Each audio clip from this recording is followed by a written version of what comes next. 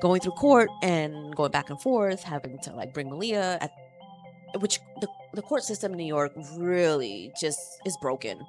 It's so broken. It's so like it's I know they say it's for the kids, right? They favor the kids. They want the kids to have a chance to with both their parents. But if one parent obviously is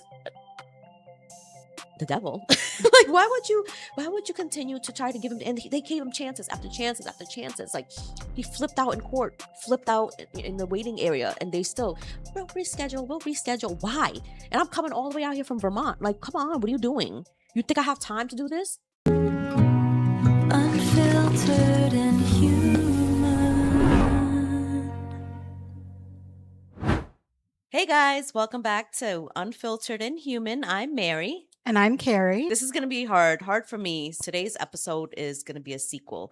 Last week we talked about Kari's experience with domestic violence, and this week I wanted to share my story.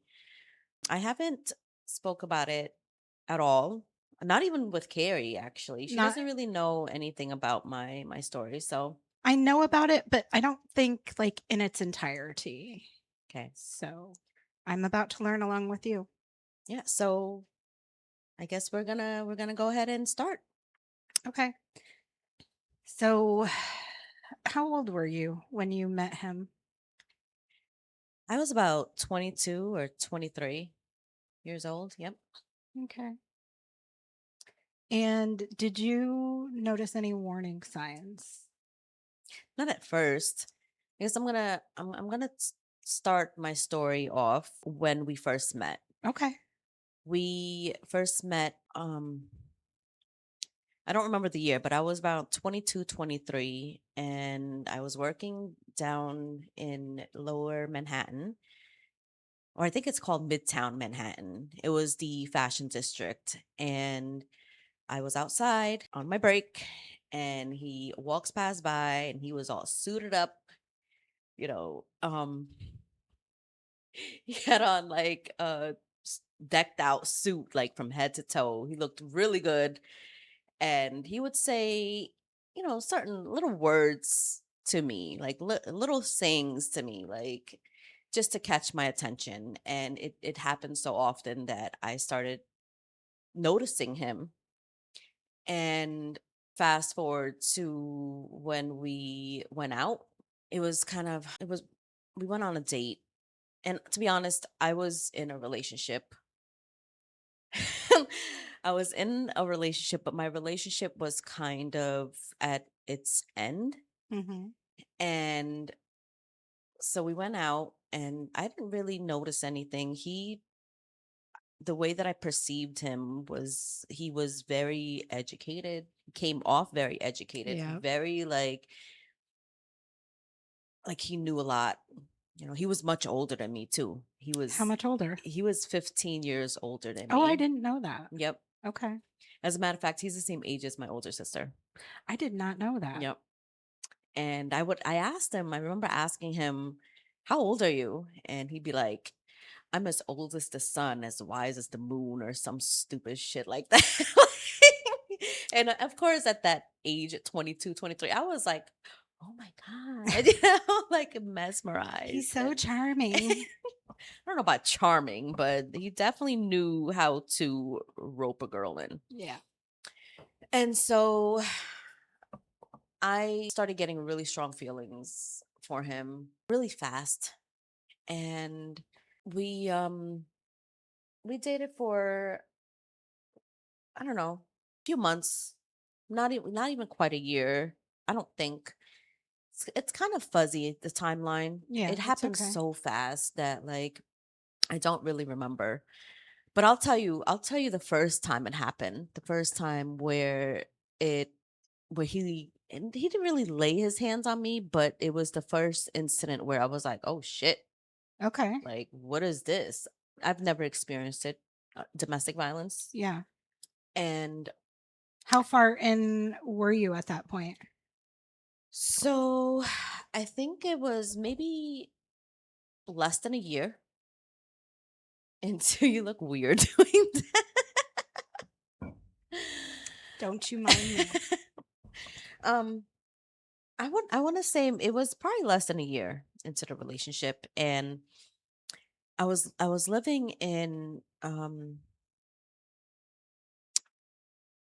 I can't remember the name of the city, but it was in New York, and I remember taking a cab to the train station, and it was probably like around 7 or 8 o'clock. Like the sun was already kind of coming down, but it was still light out. So I get into the cab, and the cab driver hit a pedestrian. Oh, goodness. Yeah, he went to make a turn, and he hit a middle-aged lady. And I just remember I was sitting in the back of the cab, and I didn't know what to do. And I just saw her like flying up Oh my and God. like boom, like hitting the and I the cabbie looked he turned to me, and I looked at him, and he was just like, I was like, I'm leaving. I didn't know whether I was supposed to leave or stay or what. I don't know. Like I was just like, okay, I'm leaving. I have so many questions, but this isn't about the cab rides. So, So I got out of the cab, and I was like, should I still go? Because I was on my way to go see him. And I had my little book bag, on my way there, like a little child with the book bag, right? I ended up taking the train to go see him. And I get there, and I don't know what happened or how the argument started, but I just remember leaving. And at that time he was staying at like a basement apartment. He rented a room, and it was a situation where you had to go up the stairs and into I think it was up the stairs. I can't remember. I just remember him pushing me down the stairs outside, and then I fell, and then he grabbed me from the straps of my book bag yeah. into the apartment. And I remember that, and I remember being really scared but angry at the same time.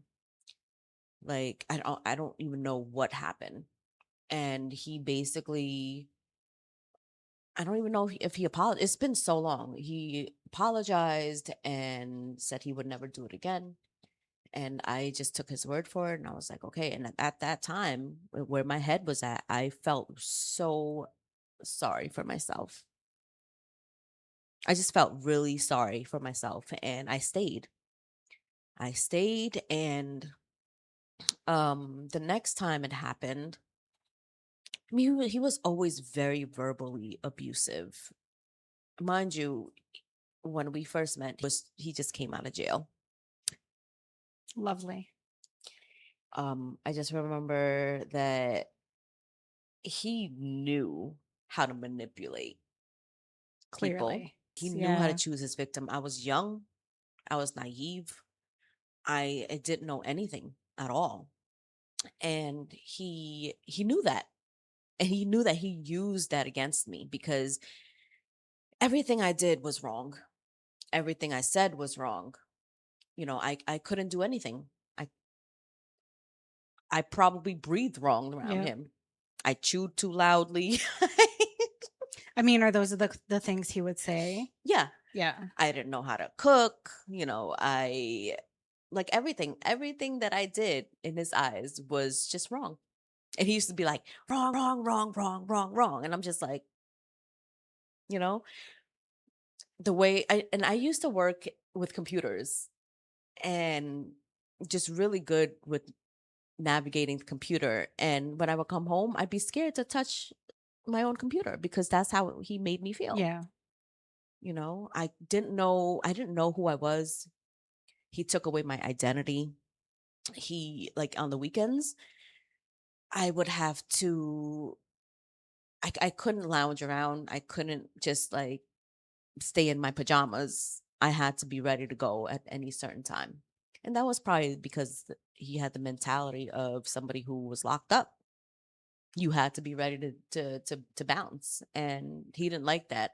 I was laying around or anything. I had to be productive. I couldn't be like, you know, unproductive and just sit there and do nothing. Was he productive? No, of course not. Okay. There was a time where I would dread dread coming home. We had moved. We moved from because I had my own apartment. It wasn't. I was renting a room. He rented a room, and we decided to move in together. And we moved to Corona, Queens. And Corona, Queens, we was probably like a mile away from train station. And every time I got off that train, I would drag my feet walking home. Like I used to like hate it going there. And I never know what to do. I would wake up and be like, okay, is today the day? What do I do? You When know you what I mean? say, "Is today the day?" Like, what would you be expecting? I didn't know what to expect. I didn't know whether he was going to be in a good mood or a bad mood, kind of like your situation. It was like, Yeah, what version of him am I going to get today? yeah. I just never knew. I would test the waters. I would wake up and be like, see what he was up to. If he was in a good mood, I'm like, okay, whew, I could breathe. But if he was in a bad mood, guess what? You're going to be in a bad mood. And really, I again lost my identity. I mean, I was 22, 23. Do you really have an identity at that age? Right? You're still trying to figure it out, right? You're still trying to figure out yourself. And I started becoming really angry, like a really angry person, looking at life through just like even people. I would see people and I would just be angry. I didn't want to like I hated people. I adopted his personality.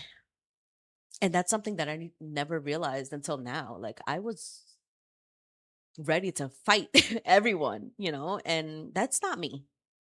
I'm not a fighter. This one When you're time, in a feisty mood, you can be. I mean, that's the Capricorn in me. That is. But at that time, Yeah. I was not me. I didn't know who I was. He took that away from me. There was this time where I wanted to go hang out with my friends. He isolated me from, and I wasn't even in contact with any of my family members. Nobody knew what I was going through. I didn't really have a lot of friends. And there was one time I really wanted to hang out with my friend. And I told him that I was going to see my sister. I ended up going to see Kat. And I had such a good time. We went out. We went out to the bar and dressed up really cute. And he caught me. He called me up and he was like, "Oh, where you at?" I was like, "Oh, I'm at my sister's house." And he was like, mind you, my sister was not in town. She was in Connecticut visiting her in-laws. He was like, "Oh yeah, send me a picture of you and your sister." I was like, "Oh, yeah, can't do that right now, And yeah, I got in trouble. I came home and it was bad. What happened? He picked me up, threw me across the room.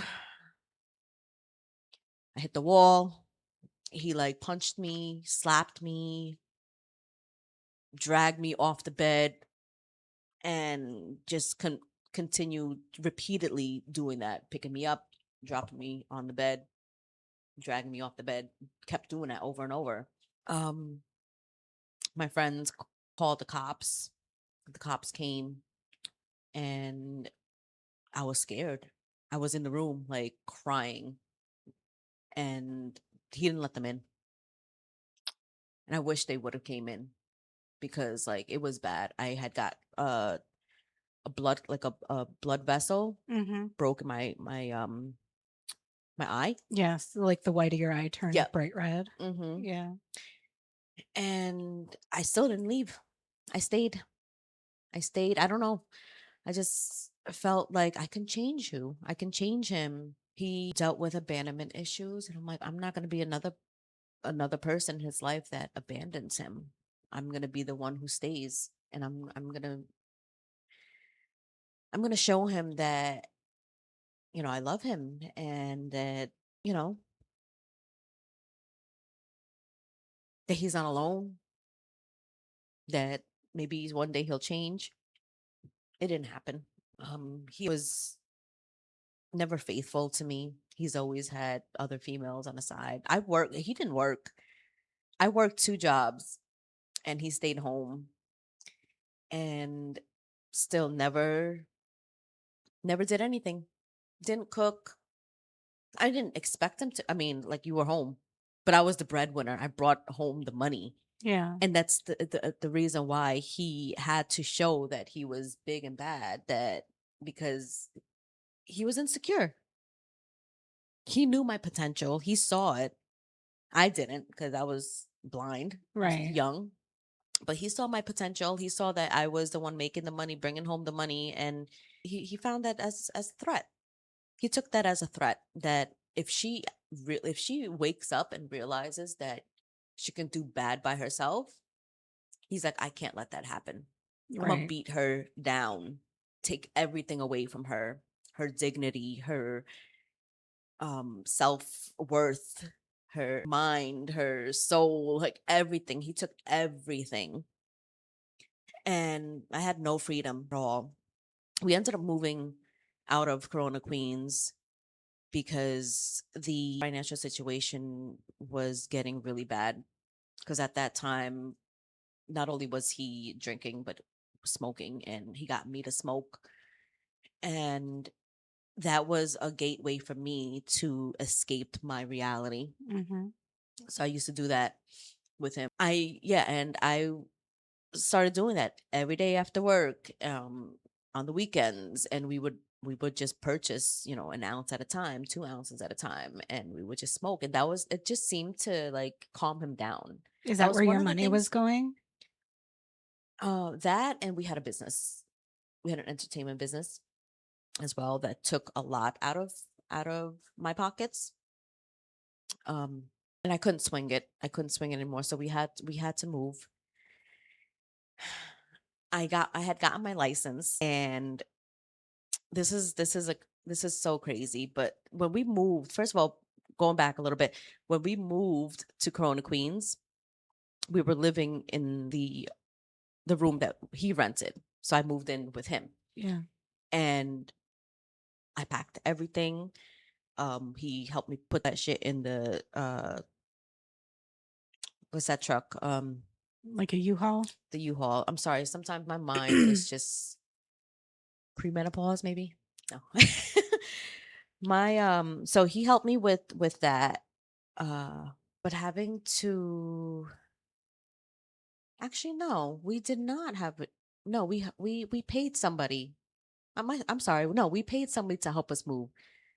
So we got all the boxes to Corona Queens, and the guy just and we was on it was on the third floor, and the guy just basically unloaded everything onto the street.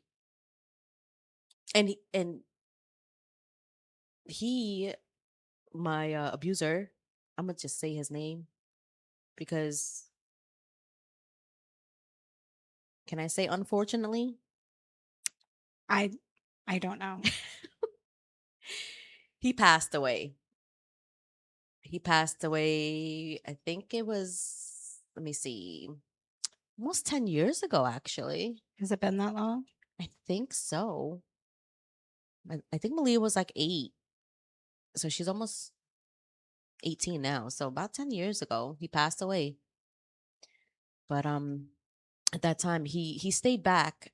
It was just me and the guy who helped us move. I didn't know him from a hole in the wall. I don't even know how we found him, but he just unloaded his truck on the side of the road and bounced and just left me there in Corona, Queens, uh, by myself. I didn't know anybody. Luckily, my friend Hannah lived a few blocks up, and her friend came and helped us with my boxes. And then of course he comes after everything's done. What a man. Yeah. And then so that was the first time we I've experienced moving with him. And then the second time when we had to move out of Corona, Queens, we moved to Brooklyn. Um that At this point I had got my license. I just got my license, okay? We ended up um renting a U-Haul. Imagine the biggest U-Haul that they have, Mhm. right? The biggest, I don't even know how many inches, at 20, 24. You mean feet? Yeah, 24 Yeah. feet. I don't remember exactly. I know what you're talking about though, because I got It's, one once. yeah, Yeah. the biggest one that they have. So we got that. And mind you, this is the first time I'm driving, let alone driving a huge U-Haul. Mhm. And I'm scared. Like driving in New York is no joke. So we get the U-Haul from Queens and I had to drive to Brooklyn. I've always taken public transportation, train, bus. I don't know. I don't know the highways or roads or anything like that or whatever. I found the apartment and we had to pack. We had one night. We had one night to pack and I stayed up. Mind you, he was like, "Oh, let's celebrate. You found the apartment the night before. Let's celebrate." And he's drinking and he's smoking. I'm like, "No, we gotta pack. Mhm. What are you doing?" So I ended up packing the entire apartment and then loading the freaking U-Haul and then driving the U-Haul. And he couldn't even give me directions on where to go or how to get to how to get to the new apartment. So we're sitting there. I'm in the driver's side. Mind you, he doesn't have his license. It was revoked because he owed child support. What a winner, right? Yeah, I mean, the more you talk about him, the more I'm like, what a man. Go on. So so I'm sitting there and I'm like, all right, where do we go? He was like, where do you think? Dude, like I just packed the whole truck by myself, packed the whole apartment by myself. You can't even give me directions on how to get to Brooklyn from Queens. He was like, well, what's the major street? I'm like, I don't know. Flatbush? He was like, yeah, get there. Or whatever, Atlantic Ave or some shit like that. He was like, yeah, get there. Okay, how do I get there? Either way, he was just not helpful at all. And it was just so irritating to me. I let it slide. We get there. I just had to do everything. And it was just, I was so tired. I was so sick of it. And at that point, it was probably 3 years into the relationship. I mean, I stayed that long, probably even more. I don't even know the timeline, honestly. We get to Brooklyn, of course. Here I am unloading the truck. And I had to park this big ass rig. Mhm. That didn't go well. I'm not going to mention what happened, but Oh gosh. I notice in the cities, people hit other cars all the time, and it's like just another Tuesday. that's why people in New York can't have nice cars. Yeah. They can't. They really can't. All right. So, so many different things. I ended up getting a second job. And mind you, nobody knew what I was going through. I didn't have friends. I didn't like family wasn't around. I didn't have family around me at all. I remember this one time I was going to work and I'm sitting there on a train and I just broke down. I broke down crying.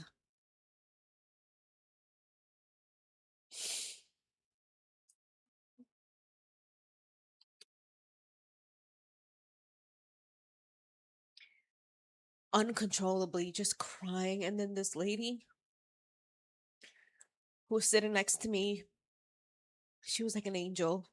She saw me and she just kind of comforted me, Mhm. gave me a hug, and I didn't even tell her what was going on. I was just crying because I think I've just had it. I've just had it with him.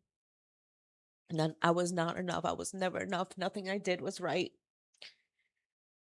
And I never really healed from that. Sorry. How often would you say he was physically abusive? Um, I don't think that it was often.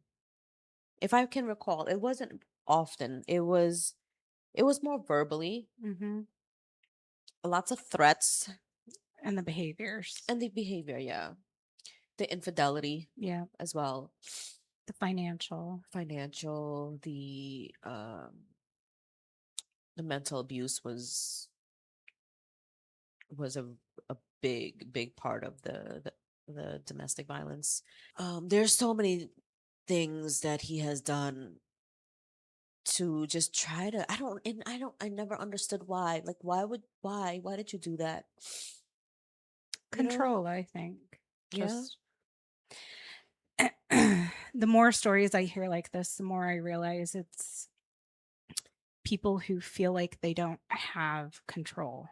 So they target people who develop feelings for them and then take advantage of them and want to control it. Control, control, control. Yeah. Well, I ended up getting pregnant, Mhm. As one does. and I was talking to one of his friends. This is after he passed away, that he had told he had told Wade, he was like, don't get that girl pregnant. And he knew what type of person he was. I didn't. I mean, like you couldn't give a girl like a hint or be like, hey, you know what, you should leave. But you know what, I understand, because at that point I probably wouldn't anyway. You're too far in at Yeah. that point. Yeah.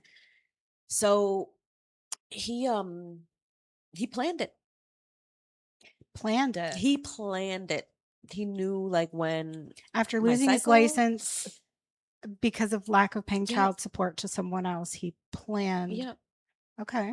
Well, I think it's because he knew that like I was getting tired of it. And I was still working two jobs. I was so tired. One night I got off from work, and going home, I fell asleep. I fell asleep on the train. I did that once at a bus stop. Oh man, it's scary Yeah. because I fell asleep. I rode the train all the way to the end of the stop, which was Coney Island Ave, and then the train went. Because how it works is when the train comes, it stops for a little bit, waits for the next train to come, and they, people clean the train and stuff like Mhm. that, and then another train comes, and it's a few minutes, especially at night. It was night. It was late at night too, and so the train started going back uptown, and I woke up. I woke up and I'm like, where am I? And I thought that I'd missed my stop. So I hurried off the train, and luckily there was a female cop in my cart, and she was like, "Hey, she's like, where are you going?" And I told her where I was going. She was like, "Oh no, this is going back uptown. You want to get back on the train?" I was like, "Are you serious? I slept that whole time." Basically, like I could have gotten robbed. I couldn't gotten like anything. But luckily that female cop was there because I was so lost, and he've accused me of cheating on him. Mhm. Um, he had like other females in our apartment while I was working or I was away. And every time that I would call him out on it, he would turn it around on me. What do you call that? When they flip it on you and they I don't know, but clearly it's just a manipulation tactic. just so many things.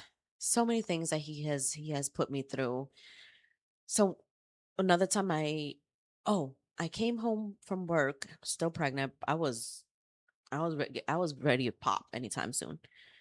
And it was around Christmas time, and I get home, he's sleeping, and I go to the the desktop, the computer, and he happened to have his email open. And Mhm. so I was going through his email, and I found an email from some chick, and I'm reading it, and I'm pissed. I'm so angry. And I go up to him, I wake him up, like, who the, is so and so.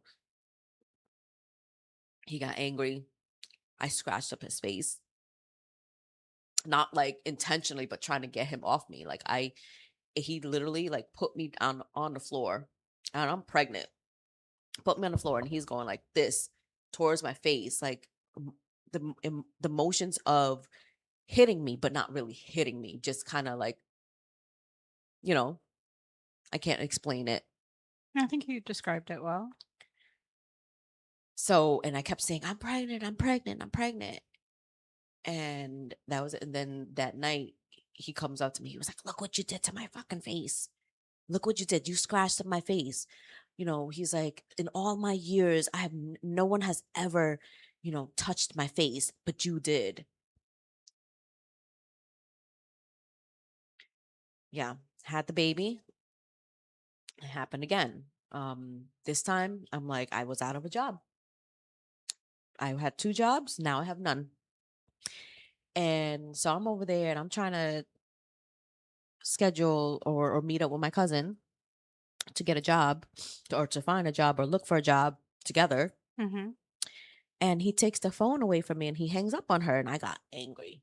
I was angry. And Malia was on the couch. And at that point, she was probably like, mm, probably 6 months. Okay. She was laying on the couch and oh, I stepped to him. I stepped to him and I was like, you I took my earrings off. I was like, let's go. Let's go. I'm ready. I'm ready. And but I don't even care. I could have died. Like he could have really hurt me. Yeah. But I was so angry at that point. And he backed away. Oh, I threw the phone at him. I hit him in his lip. But I And it was done. worked. Yeah, he backed off. He backed off and he went and sat in the kitchen with a knife and the kitchen table that I bought from IKEA. And he took the knife, he started carving, he just like carving it out. And I was still angry. And I was like, he walked away. I got one. I'm thinking to myself, right? And I was like, why are you trying to cut up my table? Like that's my table. What are you doing? And he didn't. He didn't even like he didn't say anything. And I was so shocked. Mind you, before then I had left. I ran away. Me and Malia. That's when I had gotten the panic attack. That really bad panic attack. But I ended up coming back because he held Malia for me. Wouldn't let me take her or he wouldn't let me see her. So I had to come back. And then fast forward to Thanksgiving, she wasn't even one yet. She was what it was 2019. So November 2019 Thanksgiving.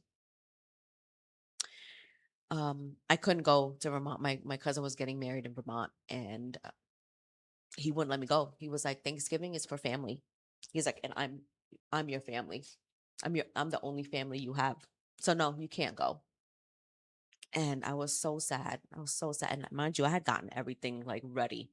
I had gotten her my birth certificate, her birth certificate, like diapers, a change of clothes for her, like, and I left it at my neighbor's house, apartment upstairs.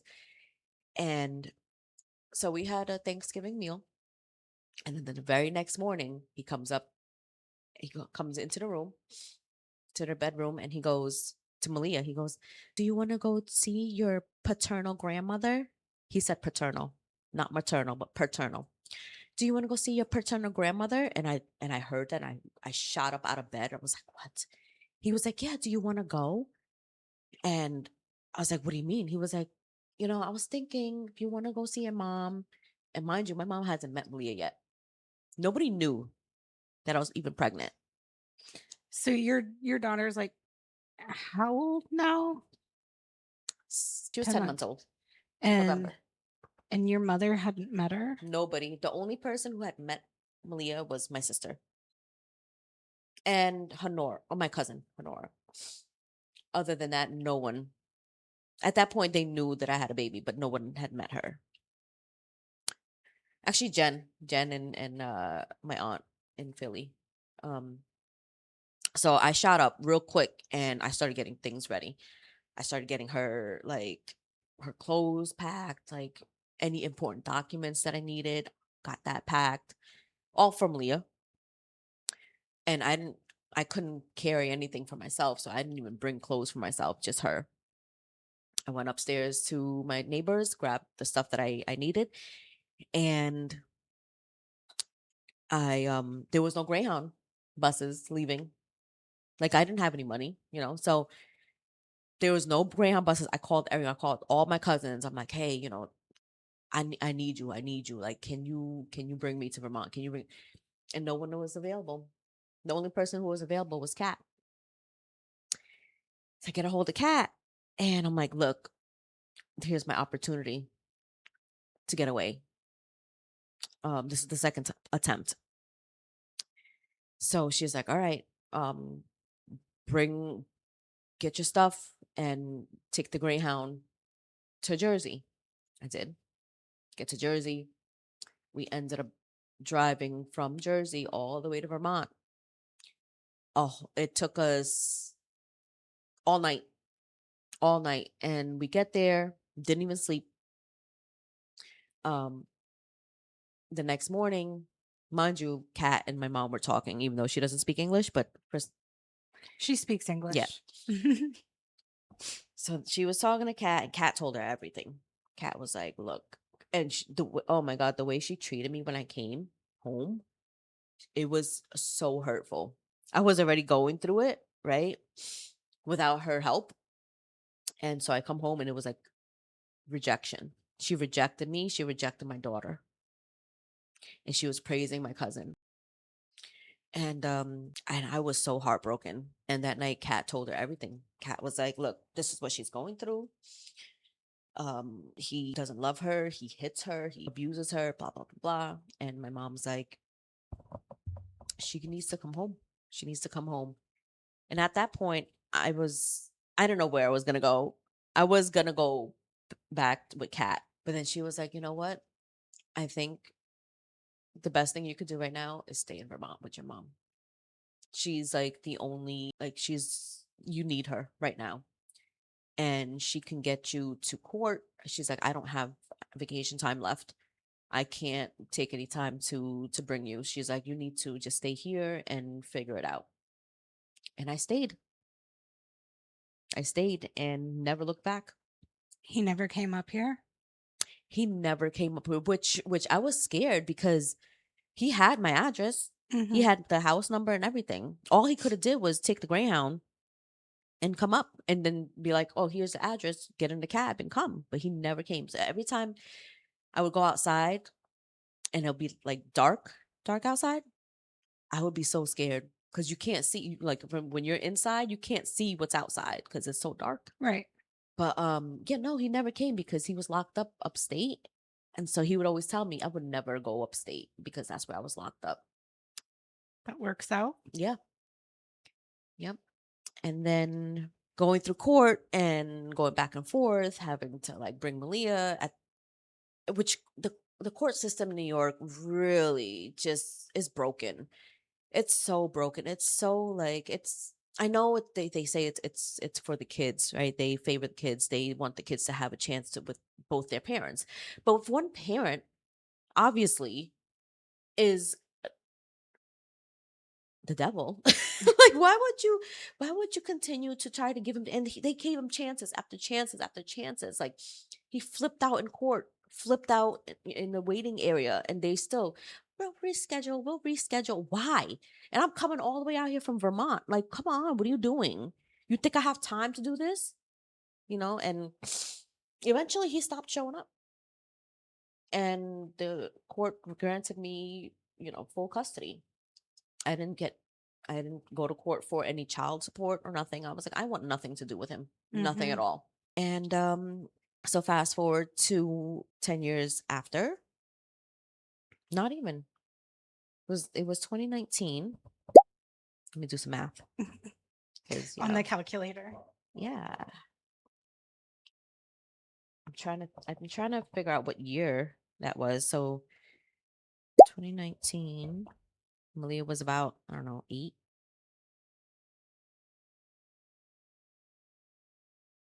No, She is that could right? she couldn't have been 8 and 19. Oh my God, I'm so stupid. 2009. My bad. That's Mary math. 2017.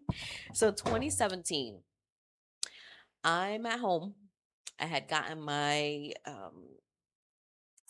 my license for what do you call that? Cosmetology. Cosmetology. I swear, my mind is just so delayed. So I got my cosmetology license and I was cutting I had a client.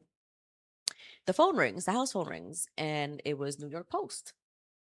And I'm like, they're like, oh, I'm blah blah blah. I'm calling from New York Post. And I'm like, oh, hi. She's like, do you know and I'm like, what did he do? What did he do now? She's like, oh, so you know him. I'm like, yeah, like what's going on? She's like, oh, did you not hear? So basically he was murdered. He got hit by an aluminum baseball bat to the face, to the head. The face that he no one ever touched. Hmm. Yep. Ended up in the hospital in a coma. They couldn't find any of his family members. And they finally found his cousin. And she basically told him to pull the plug. So yeah, he passed away. Hmm. How how do you guys feel now? Well, how do you feel? And in your case, he's gone forever. He is gone forever. And honestly, after I had gotten pregnant with Malia, my whole perspective changed. I was like, you know what? It ain't about you no more. I could care less about you. I was like, it's not about me. It's about this little girl right here. It's crazy how it Yep. changes your outlook on Yep. everything. I mean, also when the abuse was happening, even when it wasn't, even when we were having a good day, I started noticing. You know what I started noticing?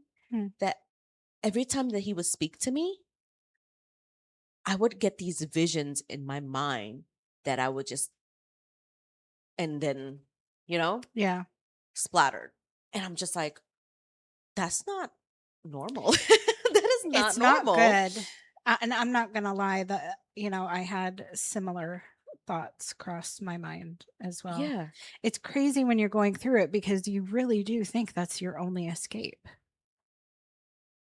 In Mhm. hindsight, it appears different, Mhm. but when you're present in the moment, it feels very, very much like one of us is going to end up dead. That's how this is going to end.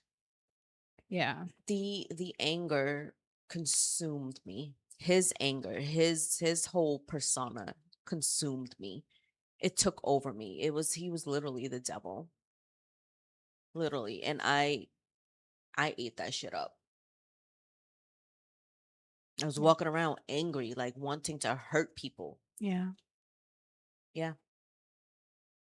It was not a good feeling at all. And that wasn't me. And I knew it wasn't me. And the way I'm feeling now, to answer your question, I feel good. I feel good. Like we're alive. Malia is thriving. We're both thriving, actually. And I'm here to help with my mom, Hmm. who really needed me to help her, which I'm grateful for that. I'm grateful that I have the time to do that. I'm grateful that I have the opportunity to take care of my mom the way that she took care of me when I was younger. Hmm. And yeah, karma is a bitch. Definitely in that case. Yep. Never Yeah. know when it's going to happen. No. And what's funny is that it's because he was trying to save another female from a domestic violence situation. Sure. Yeah. Yeah. Saw another target.